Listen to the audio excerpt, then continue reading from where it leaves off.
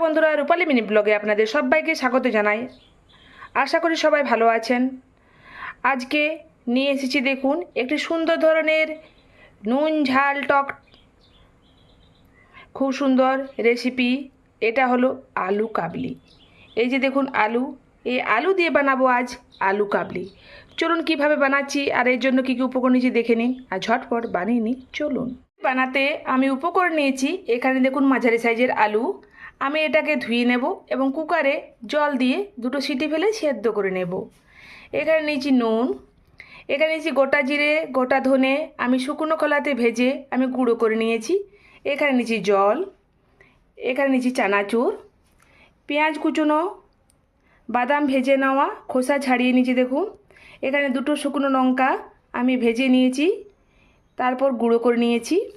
এখানে ভিজিয়ে রাখা ছোলা, এখানে নিয়েছি ভিজিয়ে রাখা মটর, এখানে নিয়েছি তেঁতুল ভিজিয়ে রেখেছিলাম সেটা, এখানে নিয়েছি বিট নুন আর সর্বশেষে নিয়েছি কাঁচা লঙ্কা। চলুন এবারে আলুটাকে ভালোভাবে জল দিয়ে ধুয়ে কুকারে সেদ্ধ করে নিই। আলু কাবলি বানানোর জন্য আলুটাকে আমি সেদ্ধ করে নিয়েছি এবং ঠান্ডা করে নিয়েছি। এই যে দেখুন, এবারে এই খোসাটাকে আমি ছাড়িয়ে নেব এইভাবে।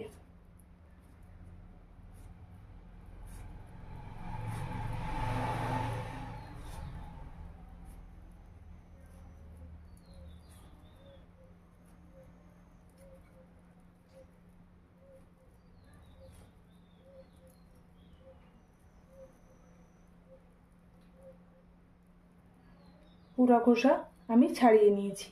এই যে দেখুন, এইভাবেই বাকি আলুগুলো আমি খোসা এইভাবেই ছাড়িয়ে নেব। এবারে আলুটা দেখুন খোসা ছাড়িয়ে নিয়েছি। এবারে এই চাকু দিয়ে আমি এই আলুটাকে ভালোভাবে কেটে নেব। আপনারা যেমন ইচ্ছে তেমন শেপ দিয়ে কেটে নিতে পারেন। আমি এইভাবেই কেটে নিচ্ছি দেখুন।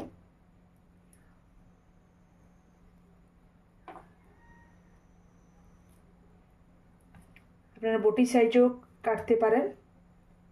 আমি এখানে ছুরি দিয়ে কেটে নিচ্ছি।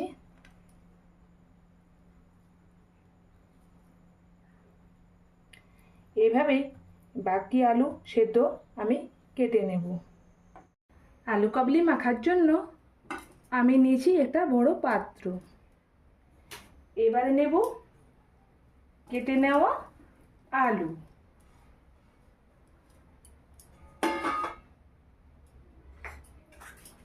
এবার নেব ভিজিয়ে রাখা ছোলা, এবারে নেব ভিজিয়ে রাখা মটর, এবারে নেব বাদাম ভাজা, পেঁয়াজ কুচনো,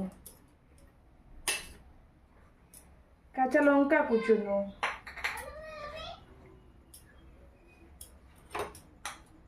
বানিয়ে নেওয়া জিরে গুঁড়ো, ধনে গুঁড়ো, শুকনো লঙ্কা গুঁড়ো,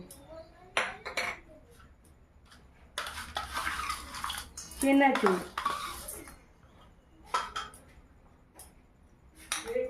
বিট লবণ। এবার দেব পরিমাণ মতো নুন। যেহেতু বিট লবণ দিয়েছি তাই পরিমাণ মতো দিলাম নুন। এবার দেব ভিজিয়ে রাখা তেঁতুল। আপনারা চাইলে এখানে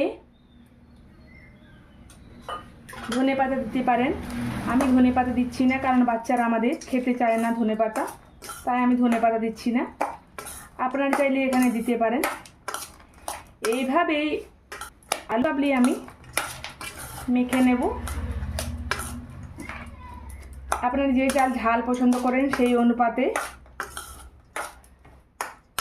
লঙ্কাটা দেবেন। আপনারা চাইলে গুঁড়ো লঙ্কাও ব্যবহার করতে পারেন। আমি এখানে গুঁড়ো লঙ্কা দিচ্ছি না।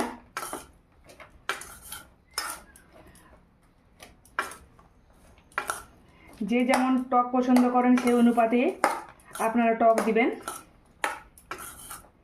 এইভাবে দেখুন নেড়ে চেড়ে আমি আলু কাবলি বানিয়ে নিলাম। এই গ্রীষ্মকালে আলু কাবলি খেতে খুব ভালো লাগে। আপনারা অন্তত একদিন বানাবেন এই আলু কাবলি।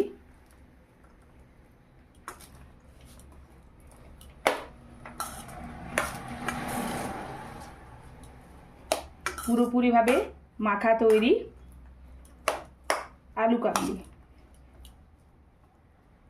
আমি তো বানিয়ে নিলাম আলু কাবলি। এই যে দেখুন, খুব সুন্দর হয়েছে না? আপনাদের যদি এই রেসিপিটা ভালো লেগে থাকে অবশ্যই কমেন্ট বক্সে গিয়ে জানান। আর পুরো ভিডিওটা দেখার জন্য আপনাদেরকে অসংখ্য ধন্যবাদ। সবাই ভালো থাকবেন, সুস্থ থাকবেন। নমস্কার।